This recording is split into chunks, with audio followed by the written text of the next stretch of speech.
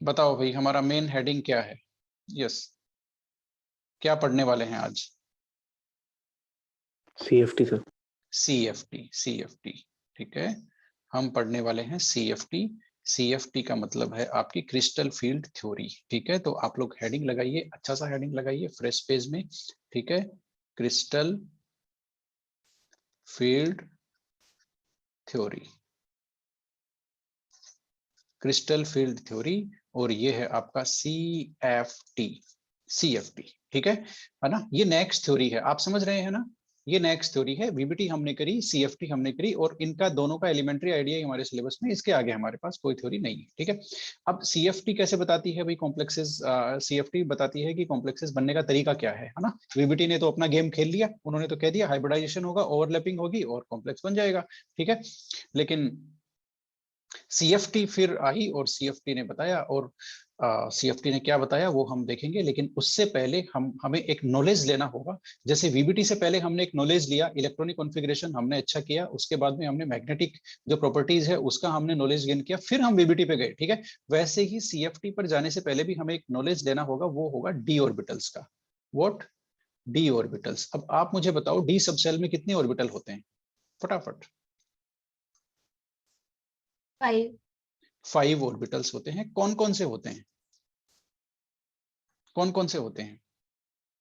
D, x y, D, बताते जाओ मुझे, बताते जाओ, ऐसे नहीं पार पड़ेगी। X z, d, y z, और बताओ।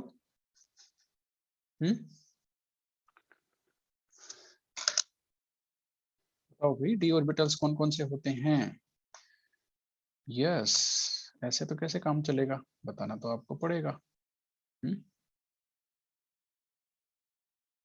ओके, मैं बताता हूं आपको, है ना? नेक्स्ट जो दो और बच गए वो होते हैं आपके d x square minus Y square, और एक और आपका होता है वो होता है डी जेड स्क्वायर। हो गया? ठीक है, इतनी बात है। ओके, अब ये जो 5D ऑर्बिटल्स हैं, है ना, इनको हम दो ग्रुप्स में डिवाइड कर सकते हैं। एक ग्रुप तो आपका ये है और एक ग्रुप आपका ये है। ठीक है, कैसे दो ग्रुप में डिवाइड करेंगे?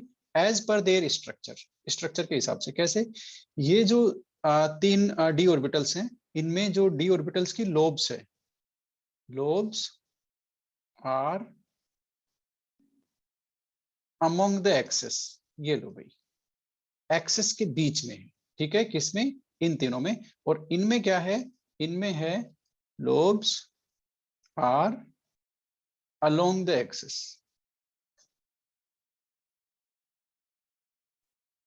ठीक है, अब मुझे ये बताओ, डी ऑर्बिटल की शेप क्या होती है? ये स्फेरिकल होता है, डम्बेल होता है, या डबल डम्बेल होता है? कैसा होता है ये डी ऑर्बिटल? बताओ फटाफट, बताओ। डबल डम्बेल, डम्बेल, या स्फेरिकल? ये मैं यहां ड्रॉ कर देता हूं। एक ऑर्बिटल ये है, एक ऑर्बिटल ये है, एक ऑर्बिटल आपका ये है। तो एक नंबर कौन सा है, दो नंबर कौन सा है, तीन नंबर कौन सा है? फटाफट बता दो मुझे।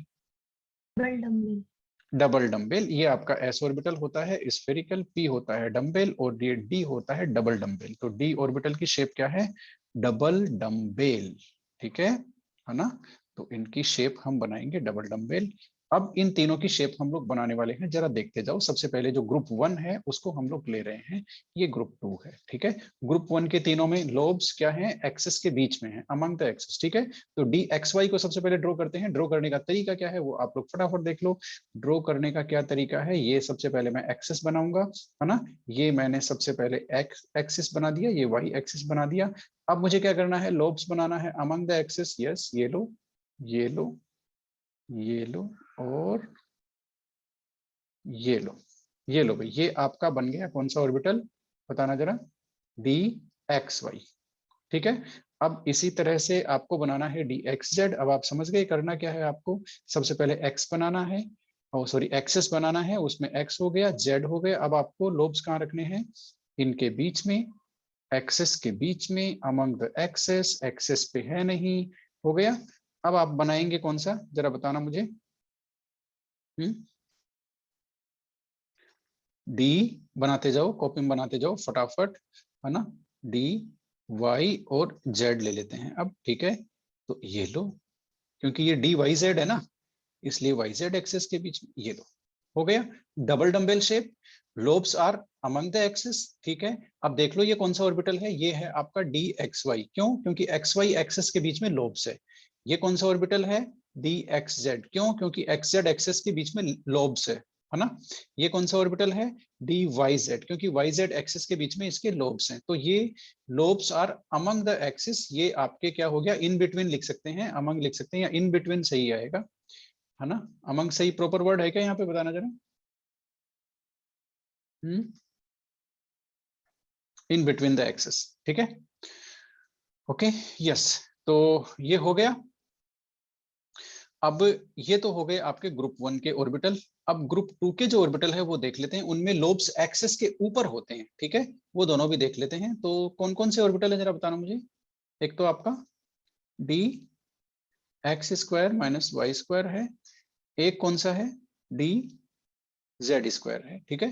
तो d x square minus Y square में आपको एक्स और वाई एक्सिस बनाने हैं। और अब जो आप लोब बनाएंगे ना, इनके ऊपर ही बनाएंगे, यानी कि इनके जो लोब्स हैं एक्सिस के ऊपर होते हैं, ये देख लो, ये देख लो, आपको पकड़ में आ गया ना, एक्सिस के ऊपर होते हैं। और यहाँ पर डी जेड स्क्वायर की शेप तो बड़ी ही शानदार होती है, ये देख लो, ये जेड हो गया, जेड केवल एक ही एक्सिस हम इसमें ड्रॉ करेंगे, ठीक है। और ये आपका इस जेड एक्सिस के ऊपर इसकी लोब्स होती है। और इसमें शानदार बात क्या होती है, ये जो लोब्स का जो इंटरसेक्शन का पॉइंट है, वहां पर क्या है, एक इलेक्ट्रॉन की रिंग होती है, ये देख लो, ये इलेक्ट्रॉन की रिंग होती है, ठीक है ना, ये इलेक्ट्रॉन की रिंग होती है यहाँ पर, ओके, ठीक है। तो इस तरह से ये आपका डी जेड स्क्वायर ऑर्बिटल है, ये दोनों ऑर्बिटल है, ये इनमें जो एक्सेस है वो क्या है, वो क्या है, अलोंग द एक्सिस, यानी कि जो लोब्स हैं वो एक्सिस के ऊपर है। ये आपने डी ऑर्बिटल का नॉलेज ले लिया, ये हमारे काम आएगा। आपको ये ध्यान रखना है कि जो एक्सेस होते हैं, ये जो एक्सेस है x y z, x y z, x y और आपका z, ठीक है। तो इन एक्सेस के ऊपर, इन एक्सेस के ऊपर कौन से ऑर्बिटल की लोब इनके ऊपर है और कौन सी इनके बीच में है, ये आपको पता रखना है, ठीक है ना। क्योंकि लिगेंड जब आएगा ना, तो वो एक्सेस के ऊपर आएगा, और एक्सेस के ऊपर आएगा तो कौन सा ऑर्बिटल उसके रास्ते में पड़ेगा, कौन सा नहीं पड़ेगा, ये हमें ध्यान रखना होगा। बात आपको समझ में आई कि नहीं आई। एक ऑक्टाहेड्रल कॉम्प्लेक्स कैसे बनता है, इनकी मैं स्ट्रक्चर एक बार हटा रहा हूँ स्क्रीन से, है ना। एक ऑक्टाहेड्रल कॉम्प्लेक्स कैसे बनता है बताऊं, मेटल तो होता है यहाँ पर, ठीक है।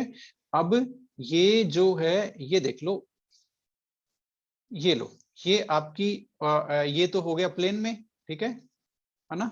ये मान लेते हैं आपकी एक्स एक्सिस है, और ये आपकी वाई एक्सिस है। तो अब जो प्लेन के परपेंडिकुलर जो लिगेंड आएंगे वो आएंगे, वो हो गया आपकी जेड एक्सिस, बात को समझ रहे हो।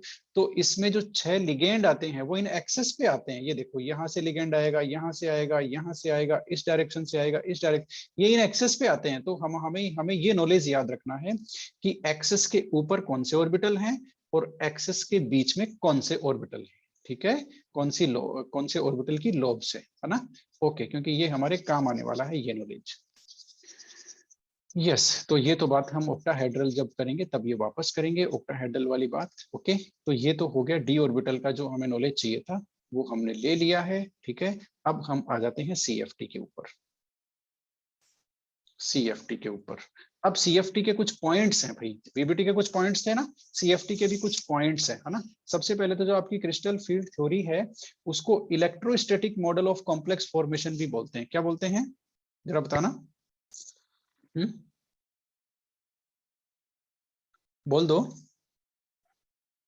Electrostatic model of complex formation, है ना।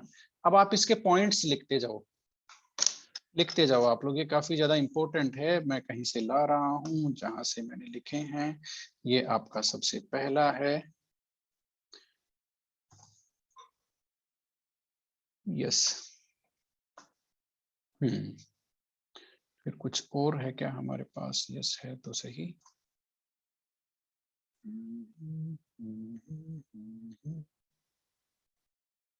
चलो कोई बात नहीं।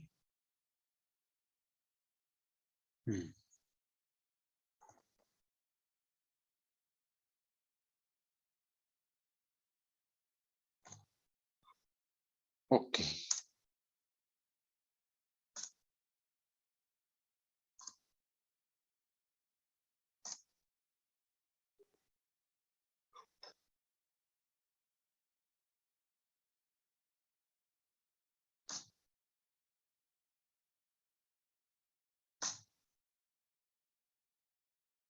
यस, इनको लिखते जाओ भैया फटाफट, इनको लिखते जाओ, मैं इनको करेक्ट करता जाता हूं, आप इनको लिखते जाओ। नंबर वन, नंबर वन, ठीक है, नंबर वन, नंबर वन जरा देख लो, ML bond is purely ionic and a result of electrostatic attraction, हाँ, between metal ion and ligand, ठीक है।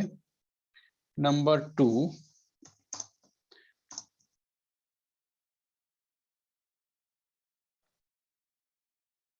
ओके, तो ये सी, जैसे आपने देखा वीबीटी में, वीबीटी के कुछ स्टेप्स थे कॉम्प्लेक्स फॉर्मेशन के, बात आपको समझ में आई? वीबीटी के क्या थे, कुछ स्टेप्स थे कॉम्प्लेक्स फॉर्मेशन के, ठीक है, कि कॉम्प्लेक्स कैसे बनता है, उन्होंने बताया हाइब्रिडाइजेशन होगा, स्ट्रक्चर डिपेंड करता है हाइब्रिडाइजेशन पे, ओवरलैपिंग होगी, ठीक है। और आपका जो एमएल बॉन्ड कौन सा है जरा बताना मुझे, वीबीटी ने क्या बताया था, मेटल लिगेंड बॉन्ड जो है वो कौन सा टाइप का बॉन्ड है, बता दो मुझे। वीबीटी ने क्या बताया था, जो एमएल बॉन्ड है वो कौन से टाइप का बॉन्ड? यस, वीबीटी ने बताया था वो कोवलेंट बॉन्ड है, ठीक है। वीबीटी ने बताया था वो कोवलेंट बॉन्ड है। अब हम आते हैं सीएफटी पर, कि सीएफटी क्या कहती है आखिर, ठीक है, सीएफटी ने क्या कहा है ये सब के बारे में, ओके, ठीक है। तो सबसे पहला पॉइंट देखो आपके सामने है, सीएफटी ये कहती है कि जो एमएल बॉन्ड है वो प्योर एक आयनिक बॉन्ड है, प्योरली आयनिक बॉन्ड। ये लो भाई, जस्ट रिवर्स ऑफ वीबीटी, बात को आप समझ रहे हो, पूरी तरह से रिवर्स कर दिया वीबीटी को, कि भाई कोवलेंट नहीं है, ये आयनिक बॉन्ड है, ठीक है। और सीएफटी क्या कहती है कि ये किसका रिजल्ट है, एमएल बॉन्ड, ये इलेक्ट्रोस्टैटिक इंटरेक्शन का रिजल्ट है। किसमें इलेक्ट्रोस्टैटिक इंटरेक्शन, मेटल आयन और लिगेंड में। यस, इसका मतलब सीएफटी ने ये कहा कि भाई इलेक्ट्रोस्टैटिक इंटरेक्शन होता है। इलेक्ट्रोस्टैटिक इंटरेक्शन का मतलब समझ रहे हो, जैसे एक पॉजिटिव आयन और नेगेटिव आयन में जो अट्रैक्शन फोर्स होता है ना, उसको इलेक्ट्रोस्टैटिक अट्रैक्शन फोर्स बोलते हैं। उनमें जो आयनिक बॉन्ड बनता है फिर बाद में, है ना, एक जिस अट्रैक्शन की वजह से, वो इलेक्ट्रोस्टैटिक अट्रैक्शन है, उसको इलेक्ट्रोस्टैटिक इंटरेक्शन बोलते हैं। तो सीएफटी ने कहा कि वो एक प्योरली आयनिक बॉन्ड है, आप अंडरलाइन करते जाइए जहां मैं अंडरलाइन कर रहा हूं, ठीक है। और वो रिजल्ट किसका है, इलेक्ट्रोस्टैटिक इंटरेक्शन का रिजल्ट है, यानी कि ये पूरी तरह से कैटायन और एनायन के बीच में अट्रैक्शन फोर्स है आपका मेटल लिगेंड बॉन्ड, और इसके अलावा कुछ भी नहीं है। यस, अगला, वीबीटी ने ओवरलैपिंग बताया था कि नहीं बताया था, बताओ। ऑर्बिटल में और पहले हाइब्रिडाइजेशन होगा फिर ओवरलैपिंग होगा, बताओ। ठीक है, तो सीएफटी क्या कह रही है, सीएफटी कह रही है इसमें कोई ओवरलैपिंग नहीं होती है, no orbital overlapping between orbitals of metals and ligand. VBT ने कहा कि मेटल के ऑर्बिटल पहले हाइब्रिडाइजेशन होगा, फिर लिगेंड के ऑर्बिटल से ओवरलैपिंग होगी, लिगेंड डोनेट करेंगे 2 इलेक्ट्रॉन और फिर जाकर के एमएल बॉन्ड बनेगा, वो होगा कोवलेंट नेचर का। लेकिन यहां इन्होंने कर दिया बिल्कुल उल्टा, इन्होंने कहा नहीं नहीं, कोई ऑर्बिटल मिक्सिंग नहीं होगी, कोई ऑर्बिटल ओवरलैपिंग नहीं हो रही है, ठीक है। जैसा कि हम जानते हैं कि ये जो आयनिक बॉन्ड बनता है ना, इसमें भी कोई ऑर्बिटल ओवरलैपिंग नहीं होती है, केवल इलेक्ट्रोस्टैटिक अट्रैक्शन होता है, ठीक है। जैसे आपका Na+ का बॉन्ड बनता है, NaCl का बॉन्ड बनता है, तो ये जो NaCl कंपाउंड है इसमें है क्या इसमें कुछ भी नहीं है। ये जो आपका Na+ है पॉजिटिव चार्ज, और आपका जो Cl- है निगेटिव चार्ज, इनके बीच में इलेक्ट्रोस्टैटिक अट्रैक्शन फोर्स है बिकॉज ऑफ ऑपोजिट चार्जेस। तो वो वाला अट्रैक्शन फोर्स को रेस्पॉन्सिबल बताया है एमएल बॉन्ड में किसने, सीएफटी ने, ठीक है। इतनी बात हो गई, कोई ऑर्बिटल ओवरलैपिंग नहीं हुई। अब ये जो पॉइंट है ये बड़ा खतरनाक है, नंबर 3। इन्होंने ये कहा है कि इस थ्योरी में, भाई इन्होंने ये कहा है लिगेंड 2 टाइप के होते हैं, आप मानते हो कि नहीं मानते हो, एक तो निगेटिवली चार्ज लिगेंड होते हैं, एक न्यूट्रल लिगेंड होते हैं। जनरली ज्यादातर पॉजिटिवली चार्ज लिगेंड भी होते हैं, बट जनरली हमारे सामने जितने भी एग्जांपल हमने डिस्कस किए हैं वो सारे आइदर दे आर आयनिक और दे आर न्यूट्रल, ठीक है। तो इन्होंने क्या कहा कि ये जो एनायनिक लिगेंड हैं, they are treated as point charges. Anionic ligand are treated as point charges in CFT and neutral ligand are treated as dipoles. इन्होंने कहा न्यूट्रल लिगेंड है ना, वो डाइपोल की तरह काम करते हैं, ठीक है। कैसे काम करते हैं मैं आपको समझाता हूं यहीं पर, ठीक है ना। एनायनिक लिगेंड का तो कोई चक्कर नहीं है, इन्होंने कहा ये आपका मेटल आयन है, ठीक है, और आपका एनायनिक लिगेंड आएगा और ये आपका आयनिक बॉन्ड यानी कि ये जो एमएल बॉन्ड है वो बन जाएगा, वो प्योरली इलेक्ट्रोस्टैटिक इंटरेक्शन होगा, इसमें तो कोई दिक्कत नहीं है, ठीक है। लेकिन इन्होंने न्यूट्रल लिगेंड को डाइपोल बना दिया। इन्होंने कहा जो न्यूट्रल लिगेंड है वो होता है आपका डाइपोल, यानी कि उसमें प्लस और माइनस दोनों चार्जेस होते हैं, डाइपोल्स होते हैं, ठीक है। और उसका जो निगेटिव वाला जो एंड है, निगेटिव एंड है, वो मेटल आयन से इंटरेक्शन करता है। यानी कि इन्होंने ये कहा कि जो न्यूट्रल लिगेंड है, कोई बात नहीं, ऐसे मत सोचो कि वो आयनिक बॉन्ड, वो इलेक्ट्रोस्टैटिक अट्रैक्शन नहीं कर सकता, बात को समझ रहे हो ना, वो भी इलेक्ट्रोस्टैटिक इंटरेक्शन तो करेगा। कैसे करेगा? इन्होंने कहा न्यूट्रल लिगेंड है, it behaves like dipole, dipole की तरह बिहेव करता है, डाइपोल की तरह बिहेव करता है, और जो इसका निगेटिव वाला जो एंड है वो मेटल से इंटरेक्शन करता है। बात समझ में आ गई? वो मेटल से इंटरेक्शन करता है, ठीक है। तो ये जो पॉइंट है ये सबसे ज्यादा इंपॉर्टेंट है, 3 नंबर। जरा मुझे बताना, एनायनिक लिगेंड को क्या कंसिडर किया इन्होंने, बताओ? Point charge. Point charges. और न्यूट्रल लिगेंड को डाइपोल्स। डाइपोल्स, डाइपोल्स, ठीक है। अब हम आ गए 4 नंबर में, ये बड़ा ही इंटरेस्टिंग है। 4 नंबर ये कह रहा है कि free metal ion, free metal ion देख लो, समझ लो, फ्री मेटल आयन किसको बोलते हैं? जो आइसोलेटेड हो और गैसियस स्टेट में हो, वो फ्री मेटल आयन है, यानी कि वो लिगेंड उसके आसपास कहीं नहीं है, एकदम फ्री है वो, ठीक है। ये जो उसके 5d ऑर्बिटल्स होते हैं, जो हमने अभी देखे ना 5d ऑर्बिटल्स, इनकी एनर्जी सेम होती है, इनकी एनर्जी सेम होती है। कब? जब मेटल आयन फ्री है, यानी कि उसके आसपास कोई लिगेंड नहीं है। लेकिन लेकिन यहां पर एक नया वर्ड आ रहा है, देख लो जरा, देख लो, डीजनरेटेड ऑर्बिटल। अब यहाँ पर एक नया कॉन्सेप्ट है, नया टर्म है, वो मैं आपको बता रहा हूँ। ये टर्म आपको पहले नहीं आया होगा, पहली बार आया है, ठीक है। जिन ऑर्बिटल्स की एनर्जी इक्वल होती है उनको डीजनरेटेड ऑर्बिटल बोलते हैं। बताना जरा, लिख लो इसको कहीं भी, लिख लो इसको कहीं भी, orbitals having equal energy known as degenerated orbitals, orbitals having equal energy known as degenerated orbitals, ठीक है। Equal energy of the same subshell, same subshell के होने चाहिए वो, ऐसा नहीं अलग अलग सबसेल के हो जाए वो, ठीक है। जैसे एग्जांपल बताऊं मैं आपको, एग्जांपल बताता हूं। आप पी जो ऑर्बिटल्स हैं उनको ऐसे लिखते हो ना, पी ऑर्बिटल्स को, ठीक है। तो ये जो पी एक्स है, पी वाई है, पी जेड है, इनकी एनर्जी जब ये तीनों वैकेंट होते हैं तो इनकी एनर्जी सेम होती है, ठीक है ना। उस केस में ये डिजनरेटेड ऑर्बिटल है। बात समझ में आ गई? यानी कि इनकी एनर्जी सेम है, ठीक है। और इसीलिए तो हम, इनकी एनर्जी सेम है इसीलिए तो सब में पहले एक एक इलेक्ट्रॉन देते हैं, उसके बाद में पेयरिंग करते हैं, ठीक है ना, क्योंकि इलेक्ट्रॉन फिलिंग हम ऑर्बिटल्स के एनर्जी के ऑर्डर में करते हैं, ऑफ बो प्रिंसिपल, ओके।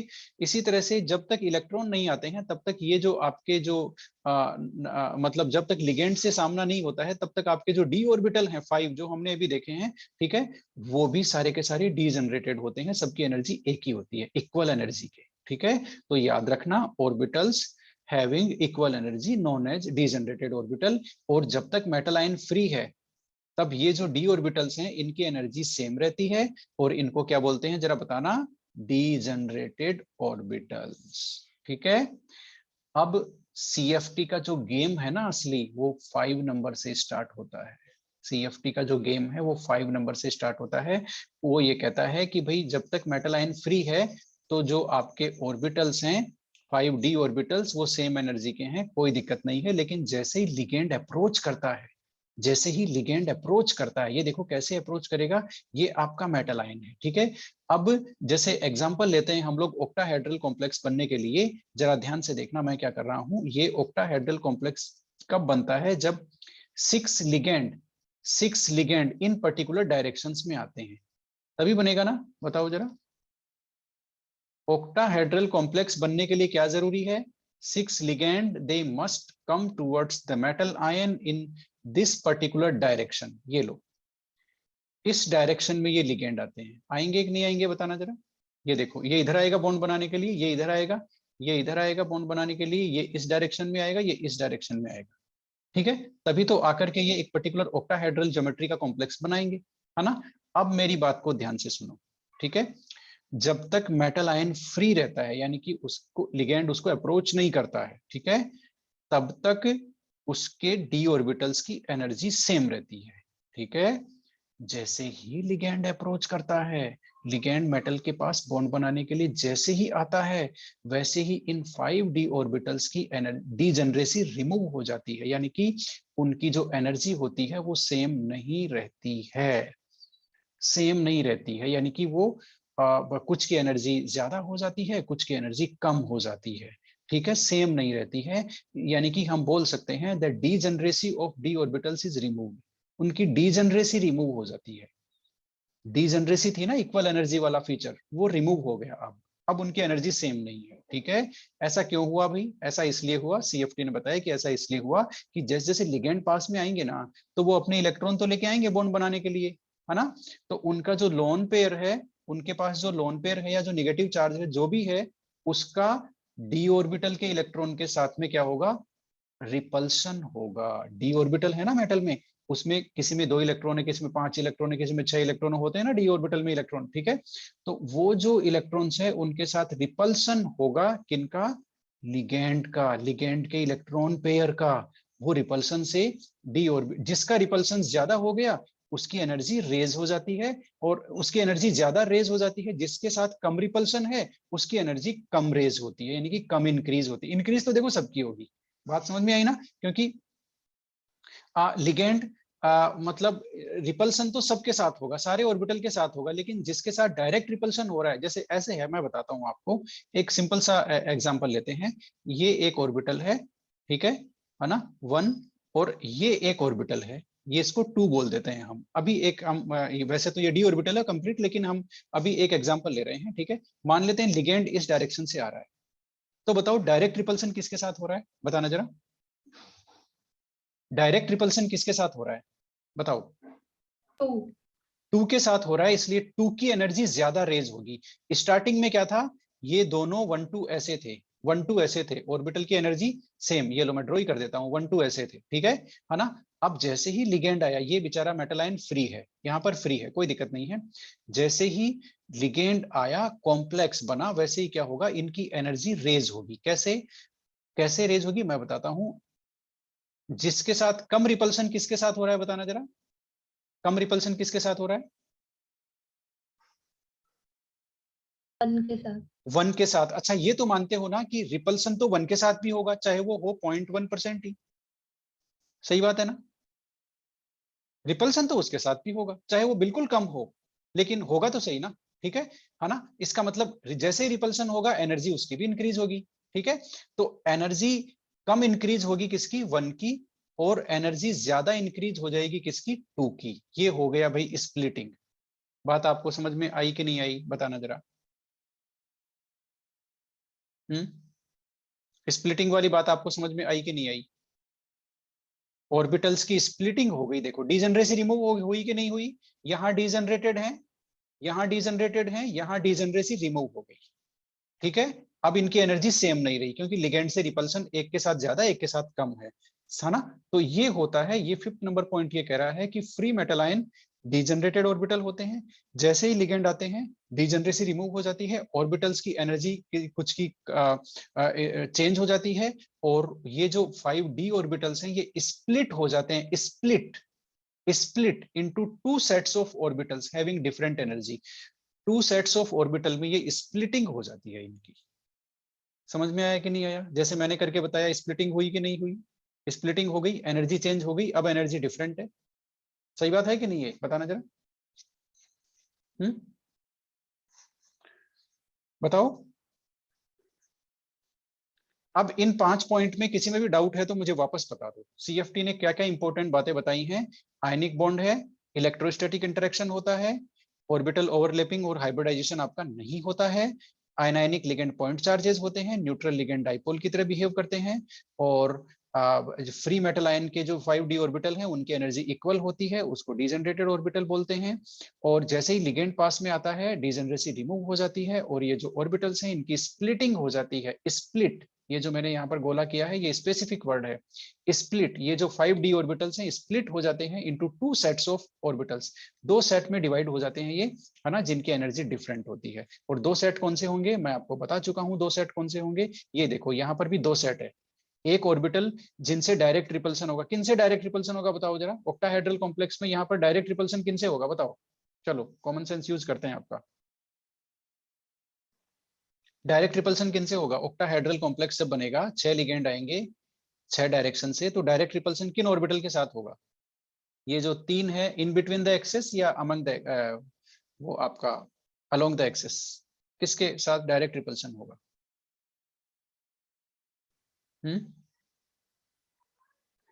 जो ऑर्बिटल एक्सेस के ऊपर है, ठीक है, जाहिर सी बात है वो लिगेंड के रास्ते में आएगा, यानी कि उसके साथ डायरेक्ट रिपल्सन होगा। और ये आपके ये दो ऑर्बिटल है, dx square minus Y square और dz स्क्वायर, इनके लोब्स एक्सेस के ऊपर हैं, इसलिए, और लिगेंड भी इन एक्सेस पे ही आता है, x y z तीनों एक्सेस पे लिगेंड आता है ऑक्टाहेड्रल कॉम्प्लेक्स में, ठीक है, इसलिए इनके साथ डायरेक्ट रिपल्सन होगा, इनकी एनर्जी हो जाएगी ज्यादा और उनकी एनर्जी इंक्रीज होगी लेकिन उनकी कम इंक्रीज होगी। अब पॉइंट नंबर 6 लिखो आप लोग, पॉइंट नंबर 6 फटाफट लिख लो। Point number 6, this phenomena of splitting of, लिख लो फटाफट, this phenomena of splitting of degenerated d orbitals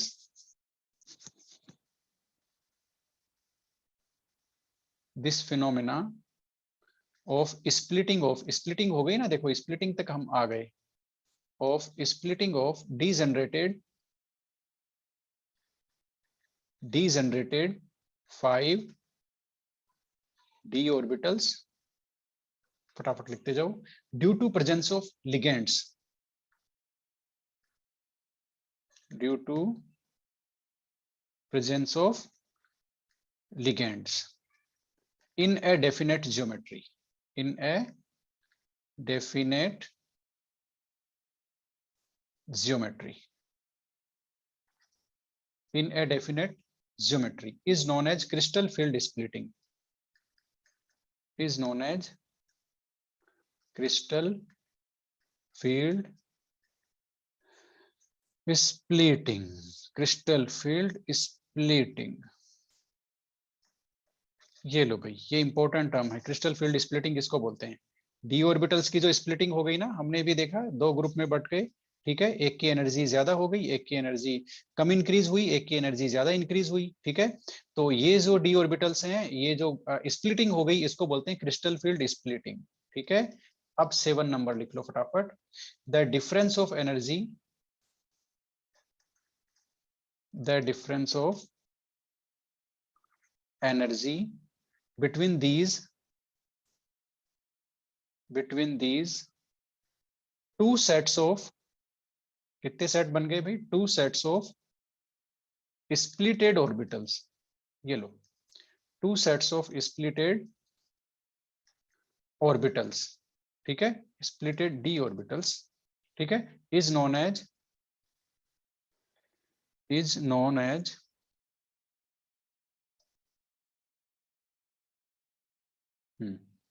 as crystal field splitting energy, crystal field splitting energy, जिसको बोलते हैं CFSE, ये लो भाई, ये लो, इसको क्रिस्टल फील्ड स्प्लिटिंग बोलते हैं। जो एनर्जी गैप हो गया ना दोनों के बीच में, दो सेट्स के बीच में, वो हमारा CFSE है, ठीक है। पॉइंट नंबर 8 लिख लो, ठीक है, the pattern of splitting, the pattern of splitting depends upon the nature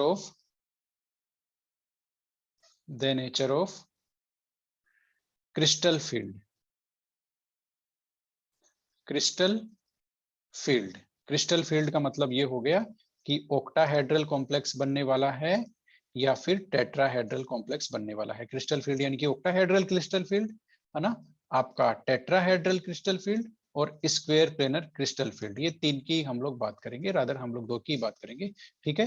crystal field का मतलब ये हो गया कि किस पैटर्न में लिगेंड पास में आ रहे हैं, कौन सा कॉम्प्लेक्स बनाने के लिए वो पास में आ रहे हैं, ऑक्टाहेड्रल, टेट्राहेड्रल या स्क्वायर प्लेनर, ठीक है। तो इस पे डिपेंड करेगा कि पैटर्न ऑफ स्प्लिटिंग का पैटर्न इस पे डिपेंड करेगा, ठीक है। तो ये हो गए, ये 8 इंपॉर्टेंट पॉइंट्स हैं CFT के, 8 इंपॉर्टेंट पॉइंट्स ऑफ CFT। ठीक है, ये आपने लिख लिए। बताओ जरा।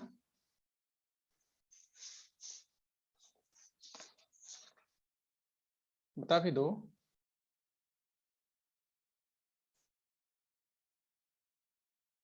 Okay, yes, good. तो अब हम चलते हैं, देखो आगे, है ना। अब हम सबसे पहले हेडिंग लगाते हैं हमारा ओक्टाहेड्रल कॉम्प्लेक्स कैसे बनता है उसके लिए। तो आप लोग लगाइए क्रिस्टल फील्ड स्प्लिटिंग इन ओक्टाहेड्रल कॉम्प्लेक्स, फटाफट लगाइए क्रिस्टल फील्ड स्प्लिटिंग इन ओक्टाहेड्रल, क्रिस्टल फील्ड स्प्लिटिंग इन ओक्टाहेड्रल कॉम्प्लेक्सेस।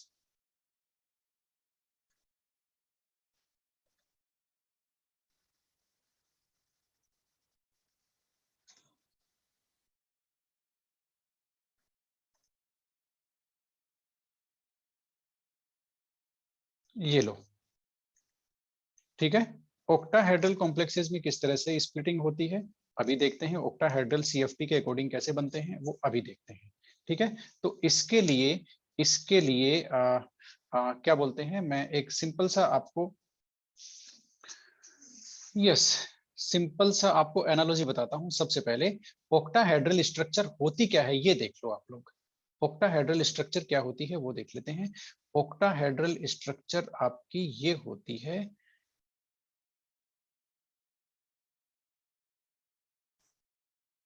ये आपका मेटल है और ये आपके स्क्वायर प्लेनर है। एक वैलेंसी ऊपर होती है, एक वैलेंसी नीचे होती है। ये आप इससे एग्री करते हो क्या? फटाफट बता दो मुझे, आप इसको समझ रहे हो क्या?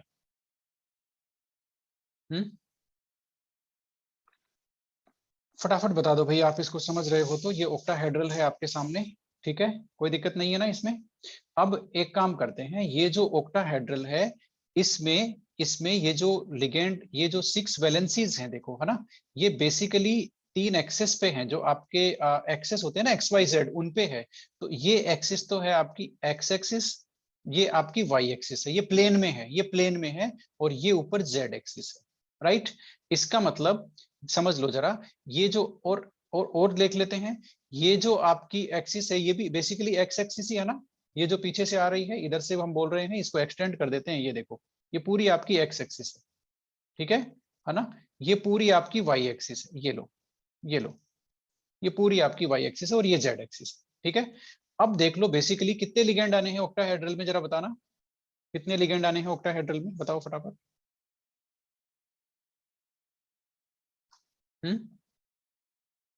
ऑक्टाहेड्रल में कितने लिगेंड आने हैं बताओ।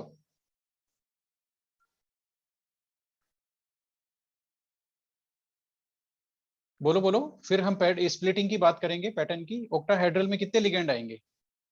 6। 6 आएंगे। 6 कौन कौन सी डायरेक्शन से आएंगे जरा देख लो, जरा देख लो, मैं वो डायरेक्शन आपको बता देता हूं, ठीक है। 2 तो आएंगे X एक्सिस पर, ठीक है, कैसे? ऐसे, ये आ गया लिगेंड, ये आ गया लिगेंड, ये बॉन्ड बनाने के लिए आ रहे हैं, ठीक है। ऑक्टाहेड्रल की बात कर रहे हैं। 2 आएंगे वाई एक्सिस पे, ये देखो, ये वाई एक्सिस पे आएगा, क्योंकि बॉन्ड इसी वैलेंसी पे तो बनेगा, इसी डायरेक्शन में पर्टिकुलर बॉन्ड बनेगा, क्योंकि हमें हमें हमें मतलब जो कॉम्प्लेक्स बनना है वो तो पर्टिकुलर ज्योमेट्री का बनना है ना, ऑक्टाहेड्रल। तो ऑक्टाहेड्रल बनने के लिए इसी डायरेक्शन में लिगेंड आएंगे तभी ऑक्टाहेड्रल बनेगा, अदरवाइज वो बनेगा नहीं, ठीक है ना। तो ये जो है, ये वाई एक्सिस पे ये 2 आ रहे हैं, बात आपको समझ में आ गई, ठीक है। इसी तरह से 2 जो लिगेंड है वो जेड एक्सिस पे आ रहे हैं, ये देखो। और फाइनली ये लिगेंड आकर के मेटल से अटैच हो जाएंगे, और आपका ऑक्टाहेड्रल कॉम्प्लेक्स बन जाएगा इस तरह से। इस तरह से आपका ऑक्टाहेड्रल कॉम्प्लेक्स बन जाएगा, ठीक है। ये देखो, ये देखो, ये देखो, ये हमने 4, 2 लिगेंड तो एक्स एक्सिस पे, 2 वाई एक्सिस पे, 2 जेड एक्सिस पे, और ये बन गया आपका ऑक्टाहेड्रल कॉम्प्लेक्स। ये आपको समझ में आया? बताओ। ठीक है। अब मुझे एक चीज बताओ, ये तो बात हो गई, कौन से ऑर्बिटल्स ऐसे हैं जिनके लोब्स इन बिटवीन एक्सेस होते हैं, बताओ।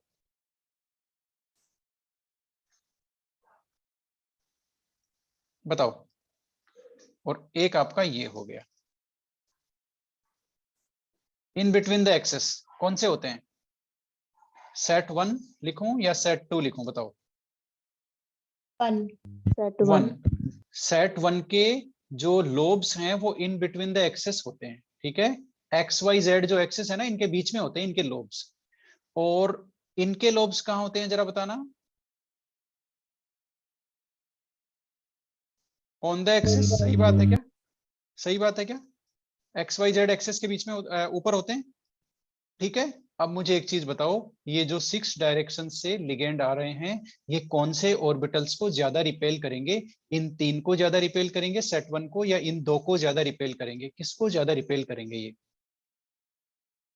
किसके साथ इनका ज्यादा रिपल्सन होगा वो बताओ। सेकंड के साथ। सेकंड के साथ ज्यादा रिपल्सन होगा। इसका रीजन भी बता दो, इसका रीजन बताओ। क्योंकि सेकंड जो ऑर्बिटल का सेट है, d x square minus Y square और डी जेड स्क्वायर, इनमें इनमें जो लोब्स हैं वो एक्सिस के ऊपर हैं, एक्स वाई जेड एक्सिस के ऊपर हैं। और उन्हीं एक्सिस के ऊपर लिगेंड आ रहे हैं, ligand x y z axis के ऊपर ही आ रहे हैं। क्योंकि ऑक्टाहेड्रल की जो 6 वैलेंसीज हैं, these are basically situated on x y z axis. ये जो 6 की 6 वैलेंसीज हैं, जिस मतलब ऑक्टाहेड्रल बनने के लिए इस डायरेक्शन में आपका इन 6 डायरेक्शन में लिगेंड आने चाहिए। ये 6 direction, these are the x y z axis only. इसका मतलब लिगेंड आपके एक्स वाई जेड एक्सिस के ऊपर आ रहे हैं, उस डायरेक्शन में आ रहे हैं। और इन एक्स वाई जेड एक्सिस के ऊपर कौन से ऑर्बिटल सिचुएटेड हैं? D x square minus Y square और डी जेड स्क्वायर, ये एक्सिस के ऊपर हैं। इसका मतलब जैसे ही लिगेंड आएंगे मेटल के पास बॉन्ड बनाने के लिए, वैसे ही डायरेक्ट रिपल्सन होगा d x square minus Y square और डी जेड स्क्वायर ऑर्बिटल से। इनसे तो बिल्कुल आमना सामना होगा। कैसे आमना सामना होगा मैं बताता हूं। यहां पर देखना जरा, यहां पर मैं इसी में ड्रॉ करता हूं। ये जो मैंने अभी ग्रीन से मैं जो ड्रॉ कर रहा हूं, ठीक है, ये आपका कौन सा ऑर्बिटल हुआ, ये मुझे आप बताएंगे फटाफट। ये कौन सा ऑर्बिटल मैंने ड्रॉ किया है? ये लो, जिसके लोब्स है वो एक्सिस के ऊपर हैं, और एक्स एक्सिस के ऊपर है, वाई एक्सिस के ऊपर है। कौन सा है ये ऑर्बिटल, जरा बताना।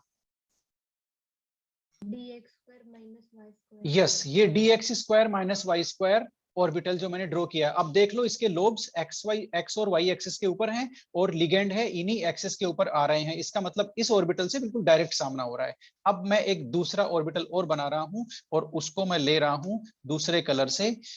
इसको मैं ले लेता हूं, यस, रेड कलर से, क्या ब्लैक कलर से ले लेता हूं, एकदम अलग दिखेगा, ठीक है। ये मैंने एक बनाया आपका ऑर्बिटल, एक और ये लो। ये कौन सा ऑर्बिटल है भाई, जेड एक्सिस के ऊपर कौन सा ऑर्बिटल है बताओ। जेड एक्सिस के ऊपर कौन सा ऑर्बिटल है?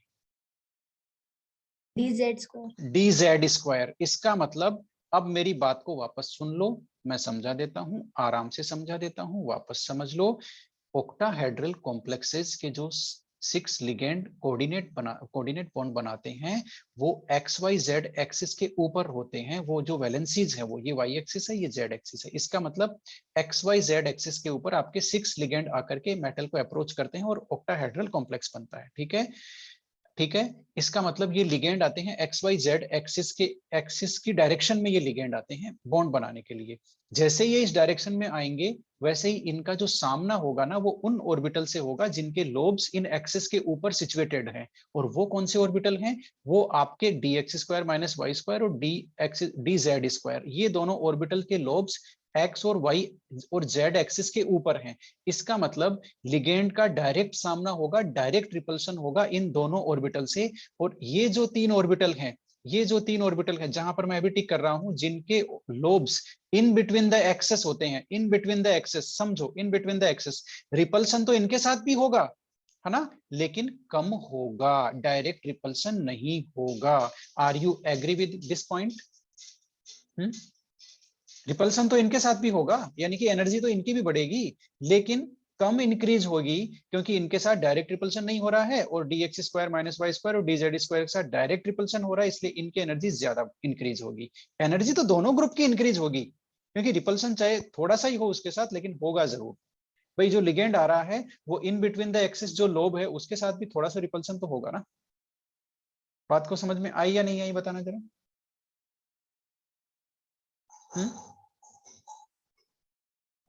चलें आगे।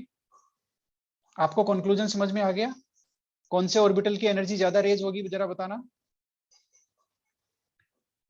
कौन से ऑर्बिटल की एनर्जी ज्यादा रेज होगी, सेट 1 या सेट 2?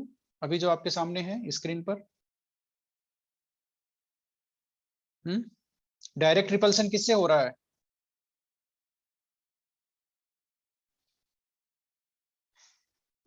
यस, ओके, कोई बात नहीं। तो अब हम फटाफट ये जो स्प्लिटिंग का डायग्राम है वो देख लेते हैं, फटाफट देख लेते हैं। ठीक है, फटाफट आप लोग स्प्लिटिंग का डायग्राम बनाते जाओ। ये मैंने 5d ऑर्बिटल बनाए हैं, ये अभी फ्री मेटल आयन के हैं, ये डीजनरेटेड स्टेट में है। किस में है? फटाफट लिख लो, डीजनरेटेड। ऊपर जगह छोड़ना भाई, मैंने भी ऊपर जगह छोड़ी है ना, वो काम आएगी। ठीक है, डीजनरेटेड 5d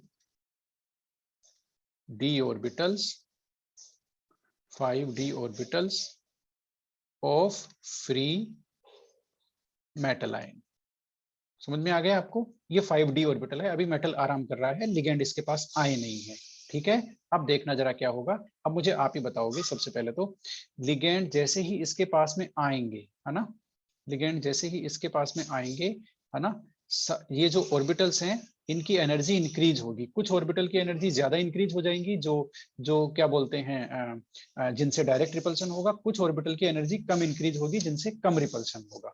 बात आपको समझ में आई? ठीक है, तो इसको हम लोग कैसे दिखा सकते हैं? इसको हम लोग ऐसे दिखा सकते हैं। एक बार तो पहले तो हम ऑर्बिटल्स की एवरेज एनर्जी बना रहे हैं। देखो, ये इनकी एवरेज एनर्जी है, एवरेज एनर्जी है। जो मैं डायग्राम बना रहा हूं वो आप वैसे की वैसे बनाते जाओ। Average energy of D orbitals, इसको इसको हम ले ही आते हैं कहीं से, कहीं से ले ही आते हैं हम। आप भी क्या याद करोगे, ये लो, यस, यहां से लेते हैं इसको। डायग्राम नहीं लेंगे, डायग्राम तो आपको बनाना पड़ेगा, क्योंकि जब तक आप बनाओगे नहीं तब तक आप सीखोगे नहीं। ठीक है, जब तक आप खुद से नहीं बनाओगे तब तक आप सीखोगे नहीं। तो ये लो भाई, ओके। यहाँ ये क्या है जरा देख लो अब। Average energy, average energy of D orbitals in spherical crystal field. ठीक है ना। अभी स्फेरिकल क्रिस्टल फील्ड है, सिमेट्रिकल है, यानी कि स्प्लिटिंग हुई नहीं है ना, है ना, स्प्लिटिंग हुई नहीं है। अब स्प्लिटिंग होगी भाई, अब स्प्लिटिंग होगी, यानी कि स्प्लिटिंग तो देखो हो गई एक्चुअल में। ये एवरेज एनर्जी का पॉइंट है, ठीक है ना। अब आगे देखो जैसे ही क्या होगा, ये एवरेज एनर्जी का पॉइंट है। यस, ये आपके दो ऑर्बिटल जिनके साथ डायरेक्ट रिपल्सन हो रहा है, उनकी एनर्जी हो गई ज्यादा, राइट, ज्यादा इंक्रीज हो गई।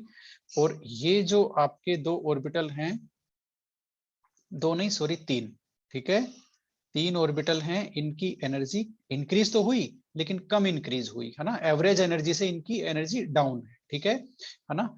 और ये जो आपका पॉइंट है, अब फटाफट देखते जाओ क्या क्या है इसके अंदर। सबसे पहले हम लिखते हैं, ये हमारे कौन से ऑर्बिटल हैं, d x square minus Y square, और ये हैं डी जेड स्क्वायर ऑर्बिटल्स हैं। ठीक है, इसके अलावा ये जो हमारे ऑर्बिटल्स हैं वो कौन से हैं, d x y, d y z और डी एक्स जेड, ये तीन ऑर्बिटल्स हैं। इसके अलावा अब देख लो, एक बड़ा ही इंपॉर्टेंट टर्म आपके सामने आ रहा है, उसको भी देख लो जरा। वो है आपका ये जो सेट है, ये जो सेट है जिसकी एनर्जी ज्यादा इंक्रीज हुई है ना, d x square minus Y square और डी जेड स्क्वायर। इसको हम लोग बोलते हैं ईजी सेट ऑफ ऑर्बिटल। क्या बोलते हैं जरा बताना। ईजी, ये इसका नोटेशन है ना। ऑक्टाहेड्रल क्रिस्टल फील्ड स्प्लिटिंग में इसका नोटेशन है, और इनको हम लोग बोलते हैं T2G। ये टर्म है, ये आपको एज इट इज याद करनी है, और इसका कोई तरीका नहीं है। ठीक है, ये T2G टर्म है। T2G टर्म किसको इंडिकेट करती है, आपके जो ऑर्बिटल्स जिनकी कम एनर्जी कम इंक्रीज हुई है, ठीक है, और जिनकी ज्यादा एनर्जी इंक्रीज हुई है, ये आपके इजी ऑर्बिटल्स है। ठीक है, हो गया, ये आपको टर्म याद रखनी है। अब देख लो जरा, ये जो एवरेज एनर्जी का पॉइंट है, ये जो एवरेज एनर्जी का पॉइंट है, इसको हम लोग बोलते हैं, क्या बोलते हैं इसको, एक तो इसको बोल सकते हैं एवरेज एनर्जी लेवल बोल सकते हैं, या इसको बैरी सेंटर बोलते हैं। क्या बोलते हैं, बैरी सेंटर। ये बैरी सेंटर है। बैरी सेंटर का मतलब क्या हुआ, एवरेज एनर्जी लेवल, ठीक है, ये आपका एवरेज एनर्जी लेवल है, ठीक है, एवरेज एनर्जी लेवल है। ओके, अब एवरेज एनर्जी लेवल के रेस्पेक्ट में देख लेते हैं किन ऑर्बिटल्स की एनर्जी कितनी इंक्रीज हुई है। ये जो हमारे इजी ऑर्बिटल्स हैं, है ना, जिनकी एनर्जी कितनी इंक्रीज हुई है, इनकी एवरेज एनर्जी लेवल के रेस्पेक्ट में इनकी एनर्जी कितनी ज्यादा है।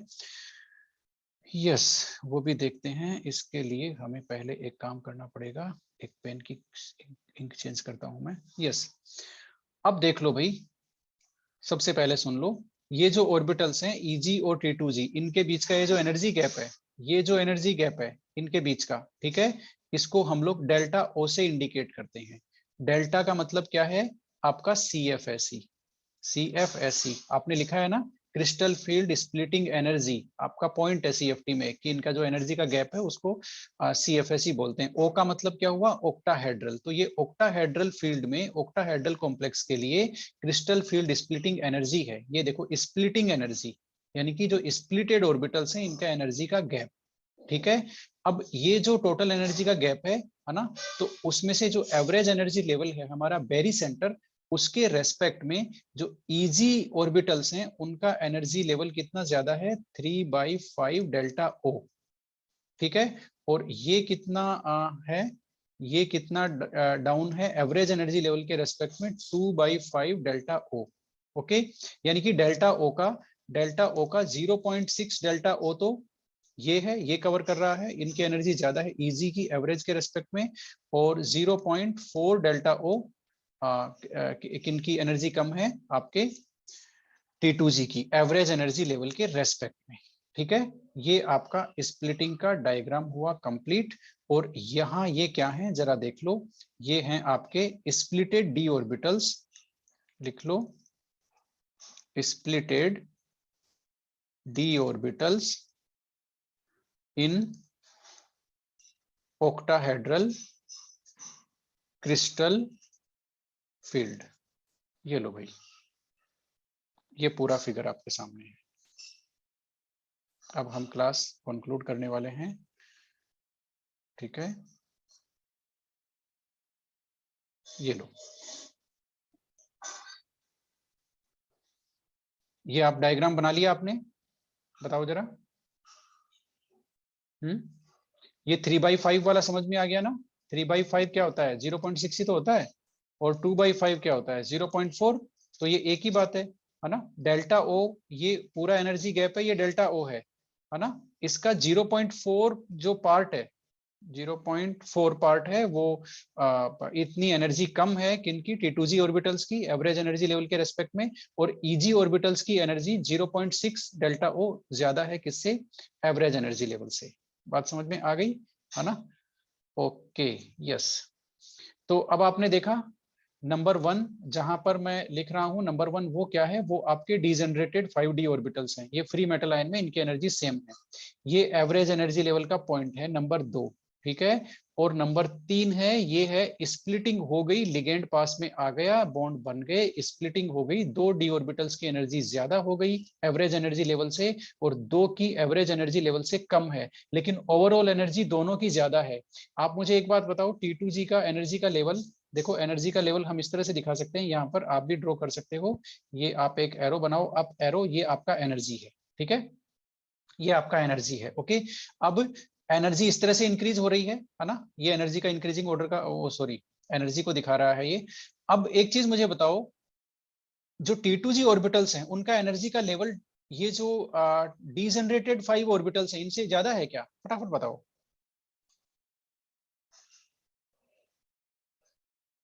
बताओ जरा। T2g का जो ऑर्बिटल का जो लेवल है वो आपका उनसे ज्यादा है क्या, T2g का जो ऑर्बिटल है वो, ये जो डीजनरेटेड 5 ऑर्बिटल है जहां पर मैं भी अंडरलाइन कर रहा हूं, इनसे ज्यादा है क्या एनर्जी का लेवल, यस सर।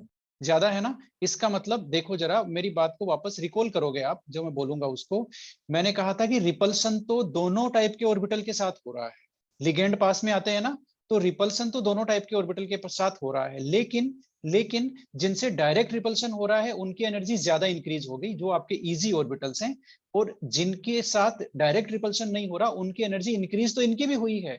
देखो फ्री मेटल आयन से कंपेरिजन करोगे तो ये एनर्जी लेवल ऊपर है, ठीक है ना। फ्री का आप कंपैरिजन करोगे तो फ्री का देखो यहाँ पे आ रहा है, और इनका एनर्जी लेवल यहाँ पे आ रहा है, और आपके इजी का लेवल यहाँ पे आ रहा है। यही बात है ना, ये आपका फ्री मेटल हो गया, ये आपके T2Z में हो गया, और ये आपके इजी में हो गया। अब आपको समझ में आया, ठीक है।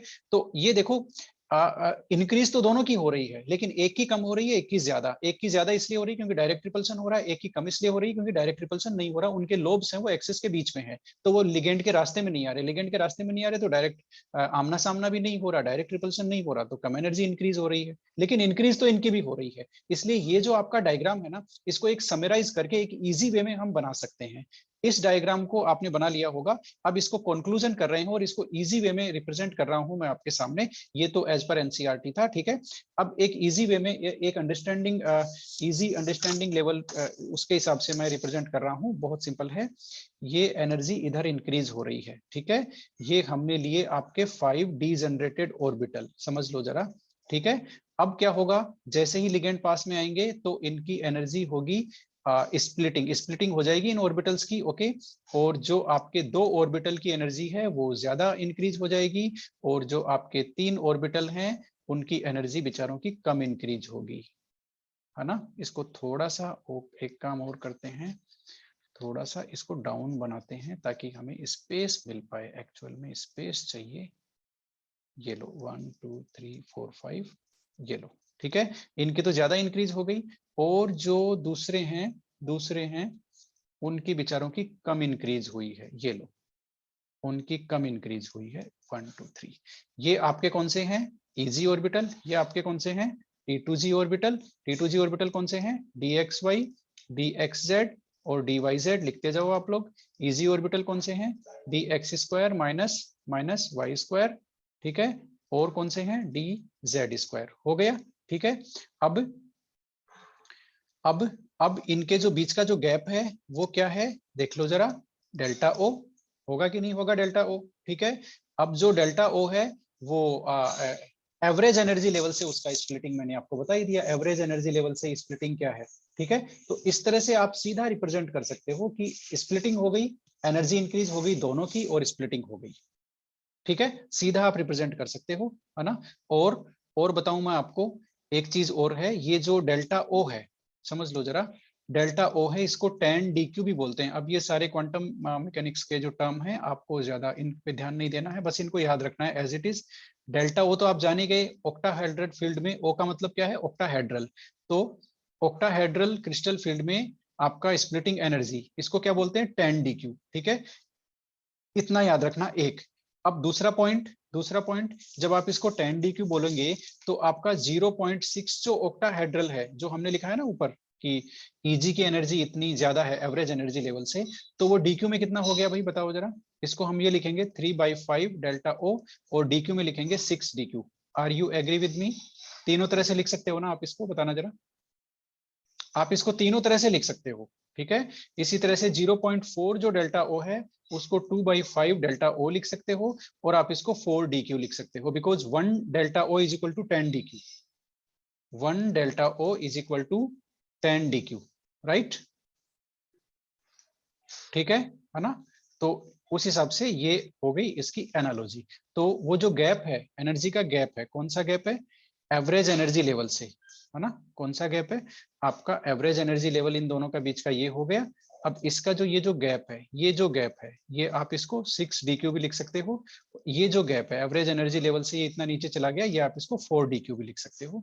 6 dq का मतलब 0.6 डेल्टा O, ये हो गया 0.4 डेल्टा O, ठीक है। ये आपका एवरेज एनर्जी लेवल है ना।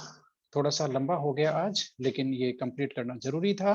तो आपने क्या क्या सीखा, मैं फटाफट एक समरी आपको दे देता हूं, और फिर हम लोग आज के लिए गुड बाय करते हैं, not good bye, just bye bye, okay. तो limitation of valence bond theory, इसमें ज्यादा कुछ था नहीं। सीएफटी से हमने शुरू किया। सीएफटी के लिए हमें ज्यादा जो नॉलेज किसका चाहिए था, प्रिलिमिनरी नॉलेज डी ऑर्बिटल्स का हमें चाहिए था, हमने वो लिया। 2 टाइप के होते हैं, इन बिटवीन द एक्सिस वाले और अलोंग द एक्सिस वाले, ठीक है, लोब्स।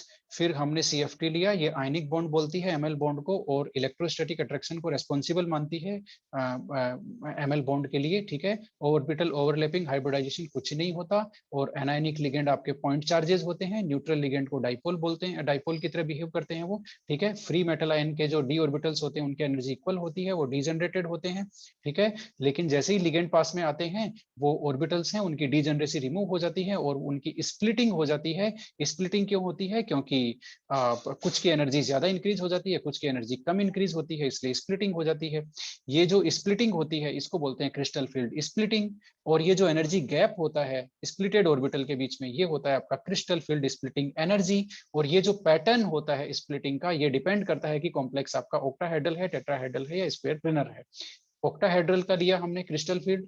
हमने सबसे पहले देखा, ये समझा कि जो 6 लिगेंड है वो कौन सी डायरेक्शन में आ रहे हैं, वो XYZ एक्सिस के ऊपर आ रहे हैं। फिर हमने देखा इन एक्सिस के ऊपर कौन से ऑर्बिटल होते हैं, तो इनके ऊपर जो आपके dx² - y² और dz² ऑर्बिटल होते हैं। इसका मतलब हमने ये कंक्लूजन निकाला कि लिगेंड का डायरेक्ट रिपल्सन होगा dx² - y² और dz² ऑर्बिटल से, इसलिए इनकी एनर्जी हो जाएगी ज्यादा, है ना, ज्यादा इंक्रीज होगी, और कम रिपल्सन होगा। ये जो dxy और dxz और dyz जिनके lobes in between the axes होते हैं, इनके साथ कम रिपल्सन होगा, तो इनकी एनर्जी कम इंक्रीज होगी।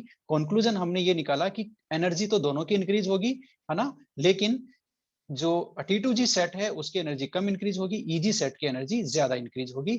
ये क्रिस्टल फील्ड स्प्लिटिंग का डायग्राम है ऑक्टाहेड्रल फील्ड का। Situation number 1 free metal ion को रिप्रेजेंट कर रही है, situation number 2 average energy level को बता रहा है, सिचुएशन नंबर 3 हमारे लिए बहुत इंपॉर्टेंट है, इसमें स्प्लिटिंग पता चल रही है, स्प्लिटिंग हो गई, कुछ ऑर्बिटल की एनर्जी एवरेज एनर्जी लेवल से कम है, कुछ की एवरेज एनर्जी लेवल से ज्यादा है। कितनी ज्यादा है ये हम बता चुके हैं। जो टोटल गैप है उसको डेल्टा O बोलते हैं, डेल्टा मतलब आपका CFSE और आपका O मतलब ऑक्टाहेड्रल, यानी कि ऑक्टाहेड्रल की CFSE। नया टर्म इंट्रोड्यूस हुआ है आपके सामने EG का। EG का मतलब कौन से ऑर्बिटल, dx² - y² और dz² के जो ऑर्बिटल्स हैं उनको EG बोलते हैं। ये क्वांटम मैकेनिक्स की टर्म है, इस पे ज्यादा आपको ध्यान नहीं देना है, बस इतना याद रखना है EG किसको बोलते हैं। T2G वाले जो ऑर्बिटल हैं उनको कौन सा बोलते हैं, dxy dyz और dxz, इनको T2G वाले ऑर्बिटल बोलते हैं। स्प्लिटिंग का पैटर्न आपने देख लिया, डिफरेंस आपने देख लिया। एक नई चीज आपको और पता चली कि 1 डेल्टा O = 10 DQ होता है, ठीक है। अब अगेन आप कहेंगे सर ये 10 DQ क्या है, आपको इस पे ध्यान नहीं देना है, ये हायर क्लासेस में है, अभी आपको सिर्फ इतना सीखना है कि ये इसके इक्वल होता है, ठीक है ना।